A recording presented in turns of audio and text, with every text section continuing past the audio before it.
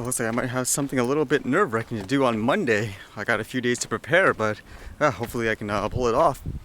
I did finish the video editing for that contest though, so it turned out pretty good, I think. I kind of expressed what I wanted artistically. I just kind of fine-tuned it. I'm debating if I should put some narration over it or not.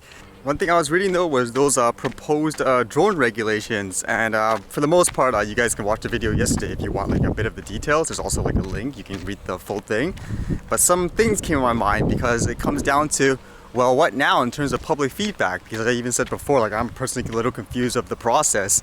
Like, do they actually listen to people? How do they do it? Do they only listen to big organizations? Is this all just a charade to say, we want your input, but they don't actually like listen to it? So I wanted to kind of dive into it a little bit more. I know for a lot of people you express how they're not going to listen anyways, so it doesn't matter what you say. I mean, for me anyways, as long as you put it out there, at least it's there, so they can't look in the future and say, hey, we listened to these guys, or no one said anything. Otherwise it comes down to all that stuff, like even like in different countries when certain people like get a result, whether it be like elected leaders or whatever, like, hey, what happened? Like there actually are a ton of people that are like, say, upset with the law and stuff, so you can't be surprised afterwards if people say like, hey, get out of here, like in terms of voting or whatever, because you didn't listen to the people. So as long as you put it out there, in my opinion, then at least you're doing your part. I thought this would be good to give some general opinions that I have personally, just of what I read so far, like what makes sense and what doesn't make sense. And I encourage anyone else to, put your opinions about it too. So all this about getting public feedback, this is kind of interesting because there was a section here, it's meant for small business, but it said here, since many of these small businesses are not part of the traditional manned aviation community, social media was used to engage UAS stakeholders, including small businesses.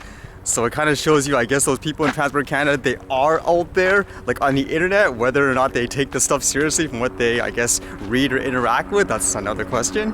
Because just like what many of you mentioned, it comes down to, like, do they actually listen? And I thought this was actually kind of an interesting quote in terms of saying people that are for or against for the regulations. And it says here, in summary, with the exception of one submission from a video production company owner that was against the proposed regulations altogether, there was strong support to introduce new regulatory requirements for UAS. The anticipated position of stakeholders is to support the proposed amendment. And to make sure there's no misinterpretation here, it's not saying, for example, there was only one person who even gave one like negativity about it and everyone else like, yeah, these laws are fantastic. Apparently this says there's only one party, like a video production company, who is against everything in general. Like I guess in terms of any kind of restrictions, any kind of registrations and all that stuff. Although what makes me really curious about that is, hey, what did the guy actually say to like to justify, like in his opinion, saying like it shouldn't be regulated in any way or anything like that. At the same time, how did you pick these people? Like, are you just cherry picking like certain people? Because this quote's actually interesting. It says, since there has been an incident of individuals being injured on the head after being hit by a UA, as well as incidents of UAS hitting the front of a moving car, mandating distance offsets to people, vehicles, and vessels are considered justified. So I was trying to think, like, what are the incidents here in Canada where the drone fell on someone or crashed into a vehicle? Because if you read this, it says, for example, of an individual being injured on the head, and it just sounds like it's very cherry picking, like it didn't actually happen that often. It was like an isolated incident.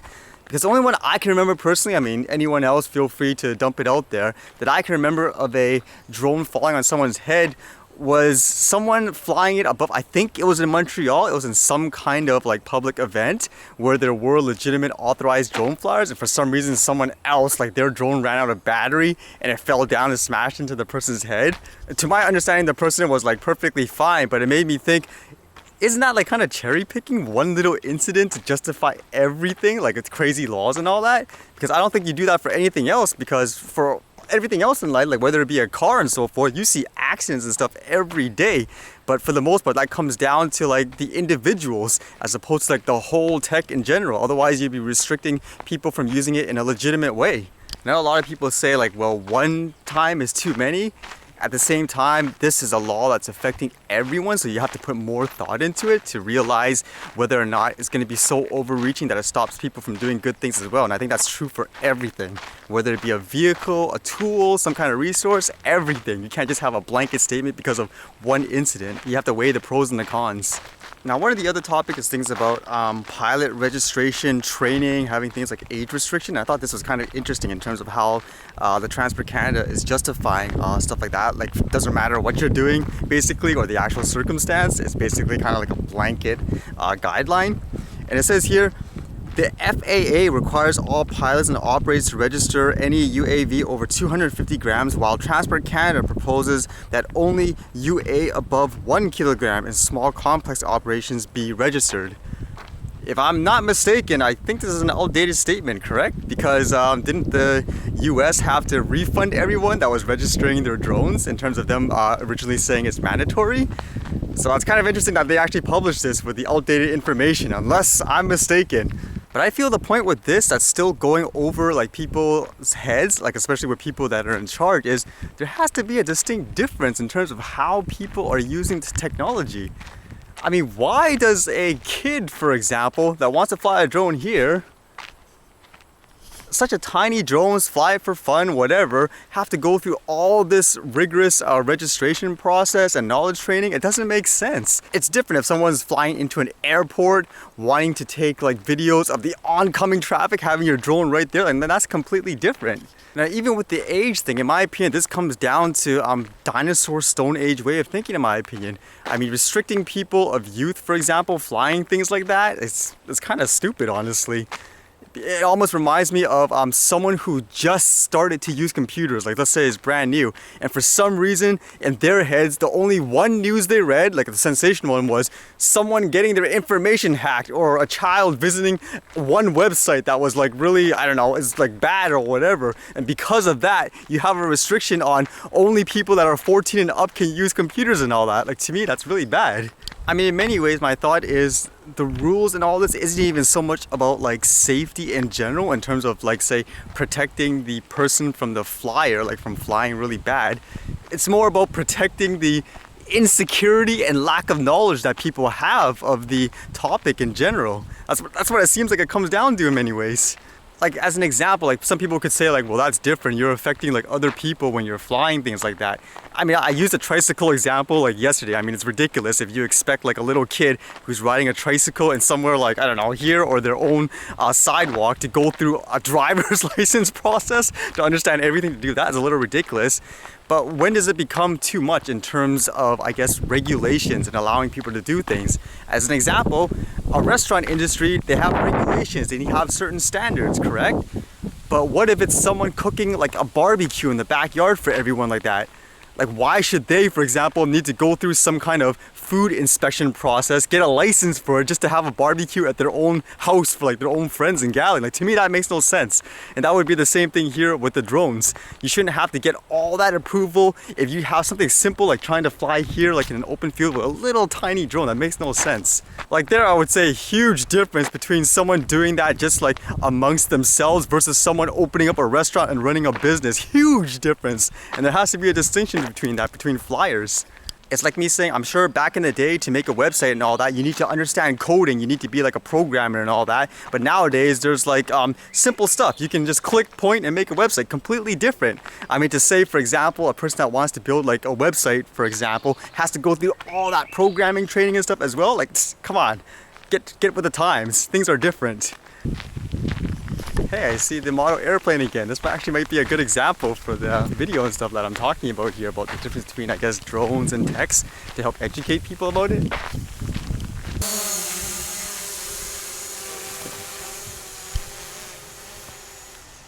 running low on battery. So is it? There you go.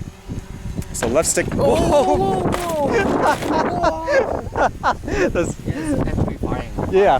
Well, that's to show you like how windy it is and how it's still stable. That's camera mode. Oh my god. This is tripod mode, so it goes really slow. Yeah. That is slow. Well, that's why I said I usually give people like this the mode if they want to try flying it the first time. Oh, like I was used to like the little mini drones, but those things are fast. Exactly. And they don't even have like an altitude meter, it's more like a throttle. Oh dang, this is cool. I like this thing. Do you find this easier to fly or like the model aircraft? This is way easier since this thing only has like a certain amount of anti-wind. Yeah. Because this thing depends on lift, not just on the motor. Yes. And when you hit an air pocket, it just drops. It just drops. Like there, can you hear it already beeping? It recognized that bag basically as the object. Well, it recognized the bag, that's the real thing. Yeah. Like I'll use an example here. So let's say we go close to this, for example. It says here, obstacle, obstacle, obstacle, and it stops me from flying forward. How about I look at myself here? Here we go. Let's try running into myself. How's that? See? It stops me. I'm holding the throttle here. It stops. Do you dare to be a test subject? Hold my finger like right in front of me. Make it move back. It stopped already. You hear that? It's beeping like you're close to it, so it won't even move. But then, yeah. So let's go here. Let's pretend I'm gonna crash into this. That's fine and dandy for a drone, not so much for nature. Yeah. Again, see? It stops. I mean, people don't realize that. A lot of drones, they're like that, but tech-wise. Yeah. Same thing again. Let's look One thing that I really don't like too much about modern drones. Oh yeah? They're so automated that they don't feel, you don't feel the flight. Yeah. So again, gonna stop. Again, see? Recognize an object, it stops. Like, that's fine and dandy. Like, that's good. That's good. And I just don't like the feel of modern drones. They're just so wireless. Well, the thing is, this is where people get an accident usually. Like, you can see how it's steady here, but if I was to go here, like the sports mode, oh yeah. there's absolutely no sensors there. So there it can go crazy. To try that, but no, I don't So in my want to opinion, the regulations should be stuff about that. That is an acro mode. But that's an example though. So here I'm letting it record the GPS of the beginning because I'll show you later how a lot of people wonder what happens if it runs out of power, what's going on. It's actually smart enough to come back. Which dog should I follow, this one or this one? Oh, doesn't matter. Okay, I'll try this one since it's bigger. Let's see if I can keep it still for a sec. Ah, stay still. Can I see what you look at? Yeah, because I'm trying to target him, and then I can. Oh, holy cow, that's a great camera. Yep. Yeah, I've seen people play with these things, but I've never really seen what it looks like Oh, yeah? on the screen. You want to fly to follow him? I'll put it in the easy mode. Really? Yeah, let's see. Sure, I'll try. Okay, so this is the. So you're in the tripod mode here. So this is to tilt, go up and down. Yeah. And this is to move left, right, or forward. Oh. Okay. Cool. And if you want to, there we are. Yep. And what you can do is, you see this here? Yeah. You can actually hold this, and it makes the camera tilt up or down. So you can kind of like make it go like all the way down or all the way up. Oh, exactly. yeah. And then you can fly straight up. So try flying straight up when you have it fully panned down. Yeah. Oh my. Yeah. There you go. So now try going like forward. Yeah, just hold it. Oh, It goes really slow because like I said, it's cinematic. Yeah, and then you can go up. Oh, that's so cool. Oh, that's so awesome. Indeed. If you really want, you can go see the mountains if you hold up. Hold on. Like on the left stick, just hold up and go all the way up. Left stick all the way up, yeah. Just go up. Harley, really? You have to do that here? You can roll around over there. And change the camera back towards you because right now it's facing down. Me? So that's on the Okay, top left. So go Yeah. up. And now, yeah, it goes. That would be the lake on the forward there. Here you go. Oh, the lake's right there. Yeah, it's behind us technically, so it's facing this way. Oh. Yeah. Wow, thank you so much. No problem. Thank you. Do you want to try? Go ahead. No, I'm okay. No, okay. Thanks. Oh, no problem. Thank you so much. No problem. I've never done that before, ever. Oh, it's so cool. I don't think I ever will again. Thank you so much. Did you find it easy or did you find it hard? I found it, well, once you told me how to do it, it makes sense, but Yeah. I just don't know anyone who owns it, so I don't Yeah, know, yeah. you know. So yeah, let's just use an example right now. Let's pretend I ran out of power, okay? So you guys remember it kept track of the GPS location, so let's just see if it'll actually go back home and all that. All right. Okay, so I'm gonna press the button twice here. Okay, so it should be trying to get back now.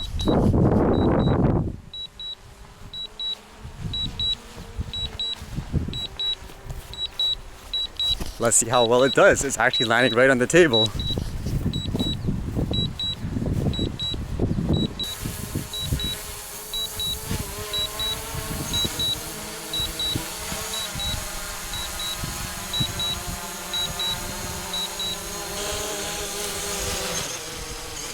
So you can see there's a lot of different safety features that are there. So it's in case something goes wrong with the power, like they're ignites you like crazy. So I'm thinking like of people that had their drones running out of power, like you have to be purposely telling this thing to like stay up in the air. Like that should come down more to the individual than the whole tech in general. Now, one topic is about safety. It comes down to weight. That seems to be the big issue, which in many ways I agree with it. I mean, it's like a car or like comparing it to a truck. I mean, there's a complete difference in terms of weight and safety. You require like a different type of license and what you're doing with it. But with weight and drones, I think what you need to keep in mind is safety, features, and functionality. If you're just focused on the weight saying, hey, it has to be this size, then it's safer. I mean, that's not true. I mean, how many drones, for example, in the same weight category can do what I just did here? Like it has like auto detection to sensors to stop when it sees an object, has the ability to stay up in the air when it's like incredibly windy. I mean, it should be stuff like that. Or at the same time, in terms of danger, like I heard for drones, it's not even so much about crashing into people. That's the concern. It's more about the propellers. So what if I put a propeller guard on the drone? Doesn't that make it more safer? Yet it makes it heavier, but it's safer. Like, shouldn't that be the factors? I mean, people need to think about that common sense stuff. Like, just like with a car, it wouldn't make sense if a car has all these features and airbags and all that stuff. Shouldn't that be safer, even though it's heavier than something else? And in terms of public safety, I would ask, where do you draw the line between acceptable risk and, you know, having to have like rules and regulations trying to babysit us? Like with that barbecue example, like, I mean, everyone, okay, obviously there's a risk, yeah, maybe we're not professional chefs, but I think everyone takes precautions. Or like here, for example, people were willing to like see it, they wanted to fly it, so shouldn't that be okay?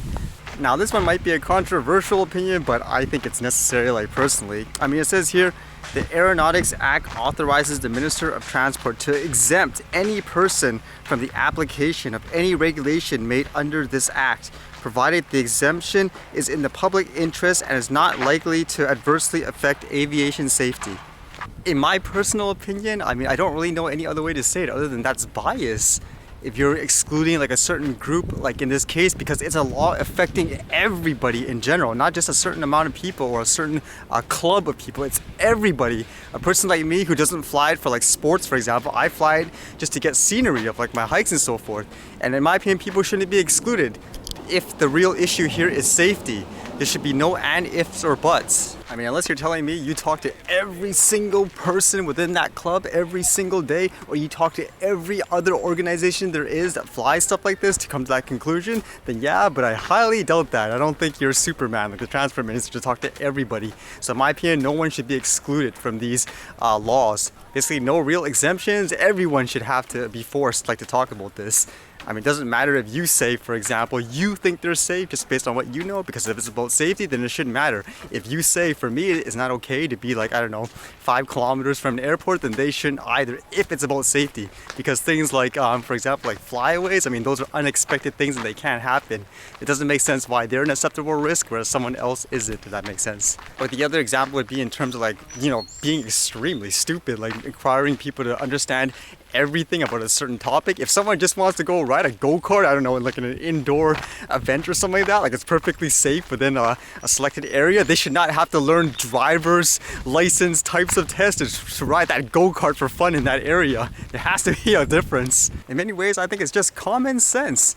I mean, if money is the issue again, you gotta take the money factor out of all this. I mean, stop trying to, like, I don't know, turn everything commercial that people do just to justify things like registration and all that. I mean, if it's truly about safety, again, no exemptions from everyone. It has to be fair for everybody. And like I said before, you just gotta get with the times. Maybe things that flew in the air weren't as safe or steady, and maybe that's what you're basing the laws on, but things are different now, the way people fly them and all that. Right, that's all I have for now in terms of my thoughts. I'm sure the rest of you have some interesting comments too. It'd be interesting to read it. I know a lot of you are commenting about the insurance too, saying there's no way it's that cheap. But it'd be interesting, yeah, hearing what everyone says. And if there is actually anyone that's gathering all the opinions and kind of compiling it, that'd be interesting to hear too. All right, see you guys later.